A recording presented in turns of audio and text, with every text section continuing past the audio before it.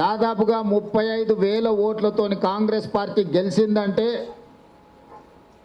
వేదిక మీద ఉన్న నాయకులే కాదు, నా ఎదురుగా ఉన్న సుశిక్షితులైన కార్యకర్తలు సైనికుల్లాగా పనిచేసిండ్రు కాబట్టి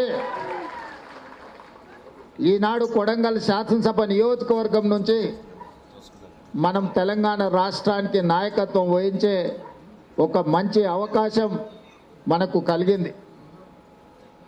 75 సంవత్సరాల స్వతంత్రంలో ఒక్కసారి అచ్యుతారెడ్డి గారి ప్రాంతం నుంచి మంత్రిగా బాధ్యత చేపడితే పెద్దలు గురునాథ్ రెడ్డి గారు 5 సార్లు ఎమ్మెల్యేగా గెలిచినా ఏ ఒక్క ప్రమోషన్ మంత్రి పదవి కూడా మన కొడంగల్కు ఎవరు ఇయ్యలే. మరి ఇన్ని సంవత్సరాలు పదవుల విషయంలో అన్యాయం జరిగిన, నిధుల విషయంలో అన్యాయం జరిగిన, సంక్షేమం విషయంలో మనకు జరగాల్సిన న్యాయం జరగకపోయినా కర్ణాటక సరిహద్దులో ఉన్న కొడంగల్ అత్యంత వెనుకబడి ఉంటే ఏ రోజు ఏ నాయకులు ఎవరు మన బాగోగులను కనుక్కోవడానికి కానీ మనం బతుకున్నామా చచ్చిపోయినామా అని చూడడానికి ఎప్పుడు రాలే.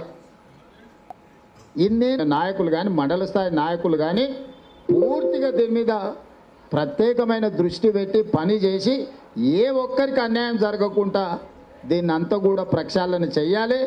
మరి కొడంగల్తో పాటు ఇటు నారాయణపేట జిల్లాలో రామ్మోహన్ రెడ్డి గారు అయితే ఆయన్నే సొంతంగా ఊరూరు బూతు తిరుగుతాడు, పరిగిల పెద్దగా మనం ఆలోచన చేయాల్సిన అవసరం లేదు. మరి మా మనోహర్ ఏం చేస్తుండో,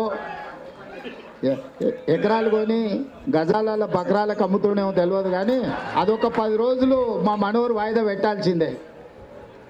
ఎకరాలు కొని బకరాలకు అమ్మేది ఒక 10 రోజులు సెలవు పెట్టి బూత్ వైజు తిరగాల్సిందే. అధ్యక్ష, నీది కూడా బాధ్యతనే.